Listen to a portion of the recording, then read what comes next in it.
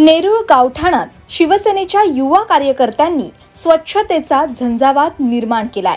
शिवसेना युवा सेना बेलापूर विधानसभा समन्वयक भावेश पाटील यांच्या संकल्पनेतून आणि कल्पेश पाटील यांच्या पुढाकाराने स्वच्छ परिसर अभियानाचा दुसरा टप्पा नेरूळ गावठाण इथे राबवण्यात आलाय। या अभियानासाठी शाखा प्रमुख संदीप सुर्वे, उपविभाग प्रमुख दीपक लांडगे यांच्यासह युवा सैनिक अमरदास मुंडे, अमर सिंग, अमोल लांडगे, संदीप बागडे, ओमी राणा, निहार, संजय सोनकांबळे, कमलेश पाटील, निनाद कदम, अजय पाटील, सुखीर कोळी, रोशन शिंदे यांनी सक्रिय सहभाग घेतला। गावठाणातील अनेक वर्षांपासून दुर्लक्षित असलेल्या गल्ल्या, अडगळीच्या जागा, गटारी आणि कोपरे जिथे कचऱ्याचे ढिगारे साचले होते त्या ठिकाणी प्रत्यक्ष श्रमदान करून संपूर्ण साफसफाई करण्यात आली आहे।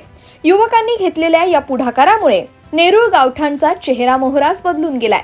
यावेळी केवळ साफसफाईच नव्हे तर स्वच्छता ही एक लोकचळवळ व्हावी या उद्देशाने एक महत्त्वाचा सामाजिक संदेशही गाव पातळीवर पोहोचवण्यात आलाय।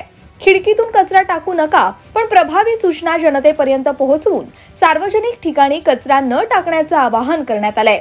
एका स्वच्छ परिसरासाठी नागरिकांचा सहभाग किती महत्त्वाचा आहे हेच या अभियानातून अधोरेखित करून देण्यात आलंय।